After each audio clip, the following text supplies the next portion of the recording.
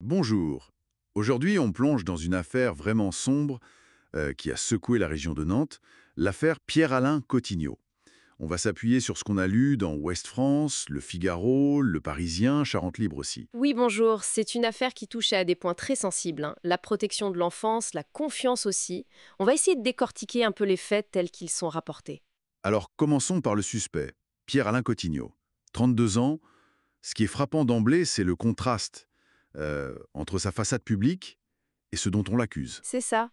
Assistant familial agréé depuis fin 2023 pour les tout-petits, les 0-6 ans, Mhm. ancien candidat à la France Insoumise en 2021. Bon, il a été exclu depuis. Ex-président d'une asso LGBTQIA+, locale, ESAC, même bénévole, Croix-Rouge. Une image d'engagement, quoi. De torture ou de barbarie Hmm, sur plusieurs enfants. c'est terrible. Les sources mentionnent une fillette de 4 ans, lourdement handicapée, un bébé de 5 mois. Ce sont des termes juridiques très lourds qui disent la violence des faits. Et pire encore, il est suspecté d'être au centre d'un réseau pédocriminel. Un réseau. Oui, avec des vidéos des sévices filmées, apparemment partagées sur Telegram, le Darknet. Mon Dieu.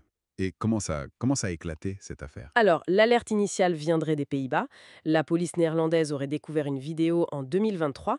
Ah oui, Et c'est l'Office minière français, l'OFMIN, qui a pris le relais. Ils ont réussi à identifier une victime via son école en septembre 2024. d'accord. Et Coutinho a été arrêté juste après, fin septembre. Et donc, le Parisien dit qu'il s'apprêtait à partir en Tunisie. C'est ce que le journal rapporte, oui, et Ouest France ajoute qu'il aurait admis, lors de son arrestation, avoir des tendances pédophiles. Et donc, l'enquête va plus loin que lui seul. Ce réseau. C'est la piste, oui, un Ouais, réseau organisé. 4 autres hommes entre 32 et 52 ans ont été mis en examen et écroués depuis février 2025. d'accord. L'un d'eux, un Belge, avait déjà un passé judiciaire pour des faits similaires sur mineurs. Ah oui, quand même. Ils sont tous suspectés d'avoir participé à des viols collectifs chez Cotino, à Oudon. Il aurait même eu ce message terrible sur le Darknet attribué à Cotino: J'ai des enfants à disposition. C'est glaçant. Les 5 suspects risquent la perpétuité. Et il y a cette autre information vraiment troublante du Parisien sur un signalement bien plus ancien. Oui, c'est un élément qui interpelle beaucoup.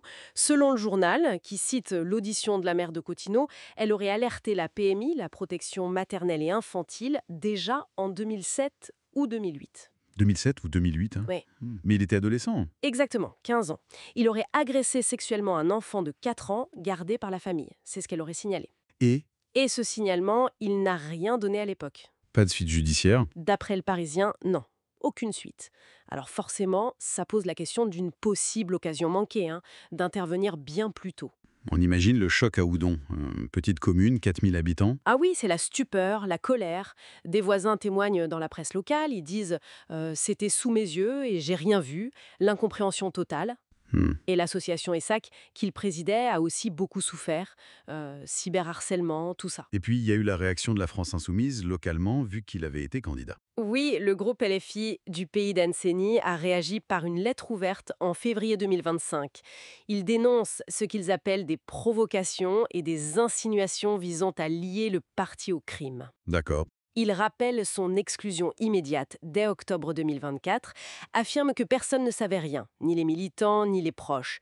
Il condamne toute instrumentalisation politique de la souffrance des enfants et exprime leur soutien aux victimes. C'est important de rapporter leur position telle qu'elle. En résumé, donc, on a une affaire effroyable, des abus présumés d'une gravité extrême, un assistant familial avec une façade respectable, des soupçons de réseau, Mhm. et cette ombre d'un signalement ancien qui n'aurait pas été suivi, et puis bien sûr, le choc dans la communauté. Oui, et au-delà de l'horreur des faits qu'on rapporte, ça pousse à s'interroger, forcément.